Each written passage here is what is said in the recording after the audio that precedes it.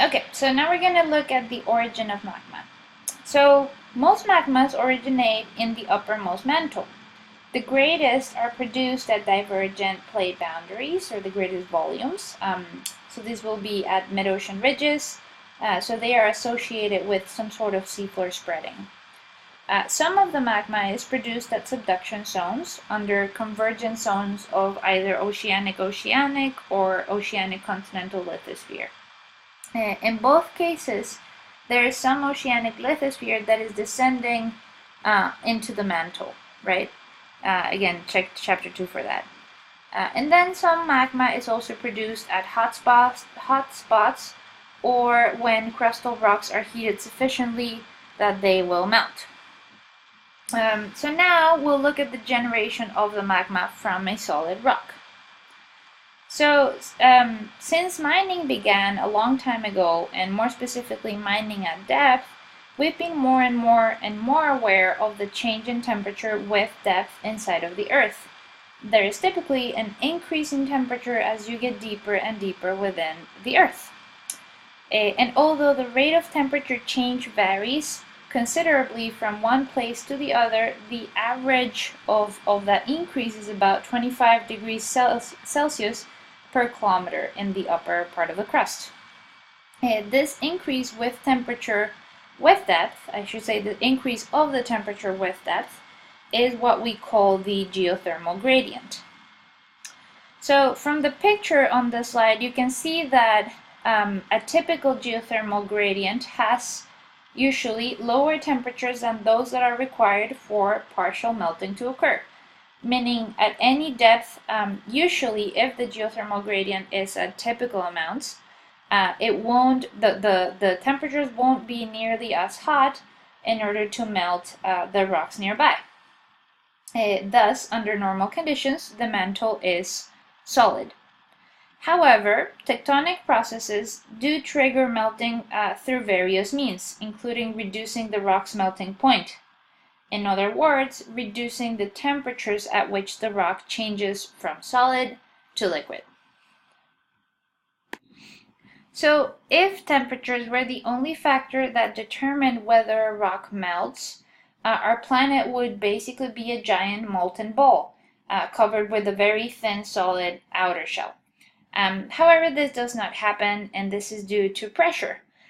Pressure, just like temperature, increases with depth, which influences the melting temperatures of the rocks very greatly. So, with greater pressures, the temperatures required for melting also increase, as can be seen in the image on the slide. So, or sorry, not that slide, but this slide right here. So the greater the pressure, the greater the temperature needed for melting has to be, as you're seeing by this partial melting and complete melting lines. So, if the confining pressure is reduced, this will lower the rock's melting temperature. If the pressure is reduced enough, decompression melting may occur. Okay, that's an important concept, decompression melting. And this happens when hot, solid mantle rock ascends towards moving into regions of lower pressure.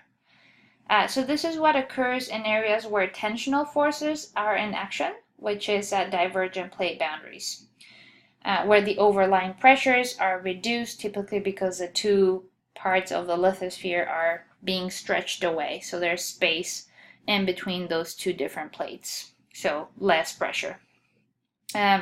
Decompression melting also occurs when ascending mantle plumes reach the uppermost mantle. If this magma that is rising reaches the surface, then it triggers an episode of hotspot volcanism, like what we see in Hawaii now. So remember that hotspots typically happen due to an increase in temperatures caused by some sort of mantle plume underneath in the mantle itself, taking place in the mantle. Another factor affecting melting temperatures of rocks is the amount of water content that is added. So water, like other volatiles such as CO2, act in a similar way to rocks as do salt melting ice. That is, water causes rock to melt at lower temperatures, just as salt causes ice to melt at lower temperatures as well. So when you put salt on icy roads, this induces melting. When you put water on rocks, this induces melting as well. So this is usually occurring at convergent boundaries where the cool slabs of oceanic lithosphere is descending into the mantle.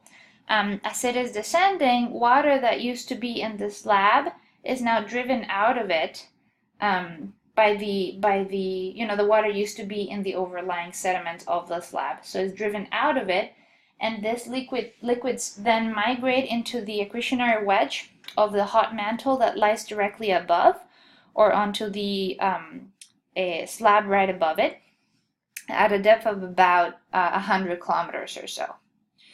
So that's what's being shown kind of on the picture on the right.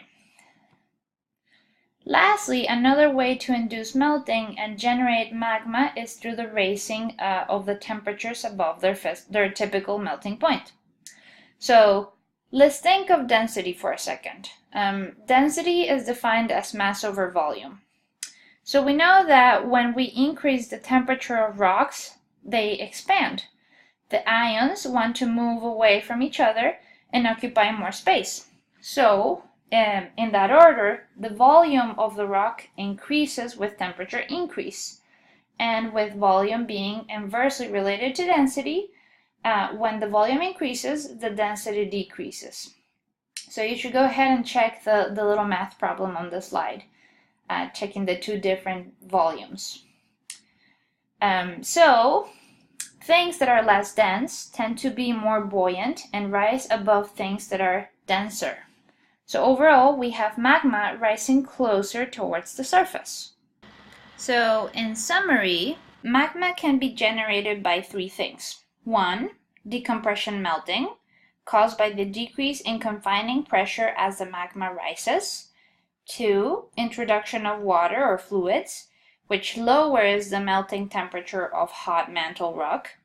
And 3, by heating of rocks above their melting temperature. What really happens here is that decompression melting and the addition of water both end up decreasing the melting temperature, so that heating of the crystal rock above their melting temperature can occur. So basically 1 and 2 lead to 3 in a way. And now we will go through magma evolution.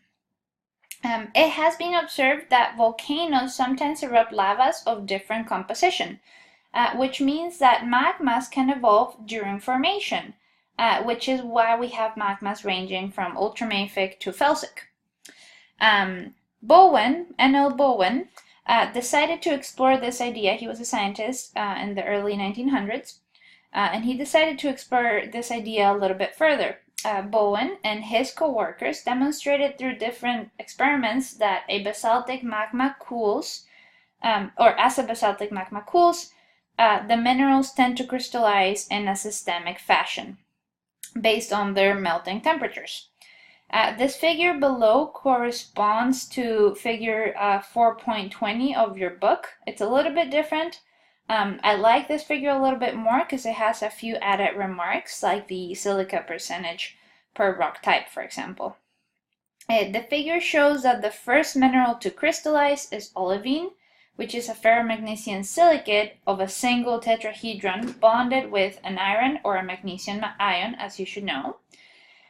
Further cooling generates the calcium-rich plagioclase on the other side of the image, right here, as well as pyroxenes right here, and so forth and so on, so on and so forth within the diagram, as you're seeing it. Bowen also showed that the remaining liquid portion of the magma, while there's crystallization occurring, is now going to be depleted in ions such as iron and magnesium, because they have been used up to make the olivine, which causes the melt itself to be more enriched in sodium and in potassium, for example, and also in silica overall, so silicon and oxygen. And the olivine and the pyroxene minerals don't use nearly as much of that silica for formation, right, as you should know. So there is going to be a lot of it left over later on in the crystallization period. Another very important observation, which is represented by the arrows in the diagram, is that those crystals that initially formed, meaning the olivine or the calcium-rich plagioclase, are in constant interaction with the melt around them, and so there is a constant chemical reacting between the ions. So the periphery of the crystals, so meaning the surrounding of the crystals, has a different and more evolved composition than the interior of those crystals. In other words, the minerals that remain in contact with the melt gradually are changing composition, becoming the next mineral in the series. So this diagram, predicting the mineral development based on crystallization temperatures, is referred to as the Bowen's reaction series. So again, that last bit, what it meant was that the olivine crystals that form first are changing into what are now pyroxenes. Those are changing into amphiboles, and those eventually start changing as well into potassium, feldspars, muscovite, and micas, and quartz. Okay? So, again, the diagram predicts the mineral development based on crystallization temperatures, and it is called Bowen's reaction series. Very, very key. We'll refer to it a lot throughout the semester. And as you can see, the series exemplifies the composition of the different igneous rock types, as can be seen in the rock types column on the right here. So it is a super useful tool, okay?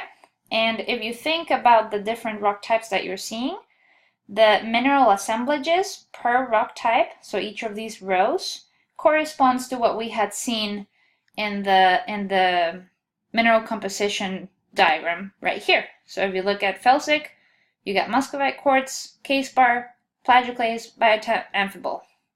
And let's go back to Bowen's reaction series.